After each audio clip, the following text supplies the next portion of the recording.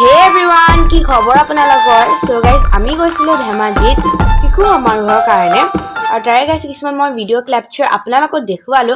So guys, যাই বহুত ভাল লাগিল, নতুন এটা অভিজ্ঞতা শিকিলো, নতুন মানুহ লগ পালো, নতুন চহৰ আছিল মোৰ বাবে। So যাই খুবেই ভাল লাগিল আৰু যাতে গাইছ আমি আগুৱাই যাব পাৰো তাকে কামনা ৰাখিলো আৰু ভিডিঅ'টো চাই যাওক তেনেহ'লে। So guys, আমাৰ এই ধেমাজিৰ সুন্দৰ শিশু সমাৰোহখনত 24খন জিলাই যোগদান কৰিছিলে। তাতে তেওঁলোকে আটাইখন জিলাৰ কালচাৰ ৰেলীবিলাক এটেণ্ড কৰি দেখুৱাবলৈ সক্ষম হৈছিলে। তো তাৰে কিছুমান ভিডিঅ' ক্লিপছ আপোনালোকক দেখুৱালো।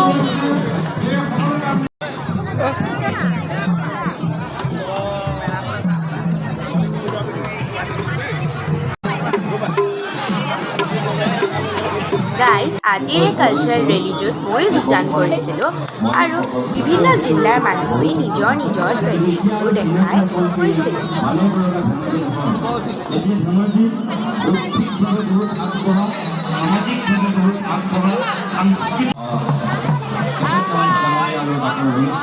প্ৰত্যক্ষভাৱে এই মহিলা পাৰিজাতৰ এই সমাৰোহৰ লগত জড়িত হৈ আছে আৰু তেখেতসকল যিখিনি শিক্ষা আমি লাভ কৰিছিলোঁ জীৱনত সেইখিনি অৱস্থাৰ পৰাই কৰিলোঁ আৰু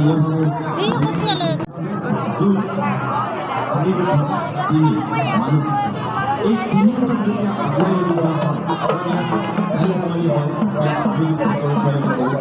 ইয়াত যিখিনি কবিতা গীত নাট নৃত্য চৰ্চা সেইখিনি আমি সাংস্কৃতিকভাৱে আমি শিশুক শক্তি লাভ কৰি পাবৰ কাৰণে যিখিনি কৰাৰ প্ৰয়োজন হয় মহিলা পাৰিজাতে অসমখনৰ মহিলাসকলে এই 1950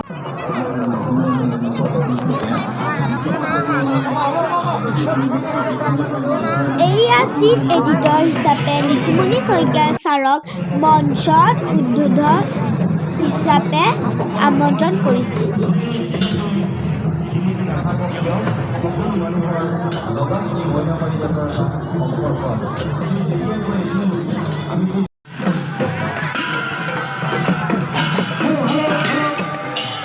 এয়া গাইজ, এতিয়া আমি ৰাস্তাত প্ৰচেছন কৰিবলৈ যাম আৰু চবেই ফূৰ্তি কৰিছে।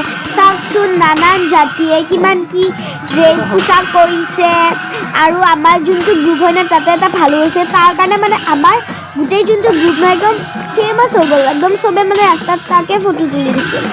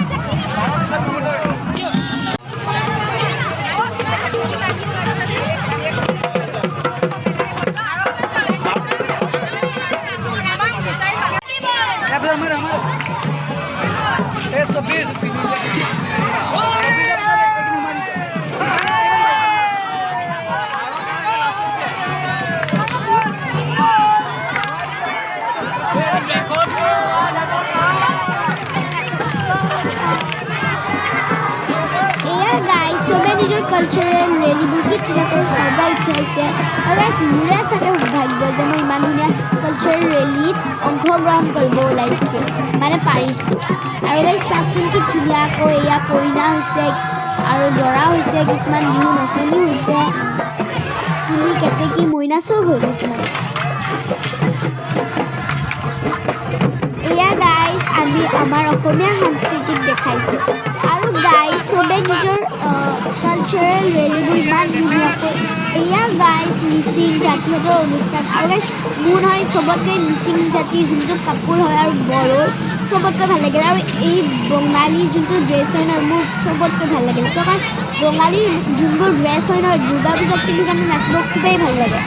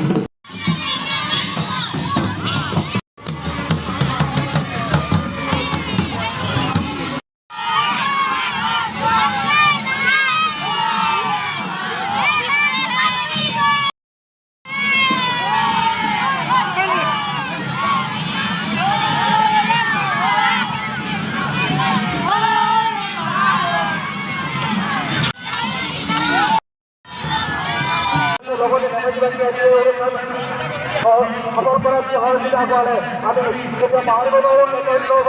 আমি সকলোৱে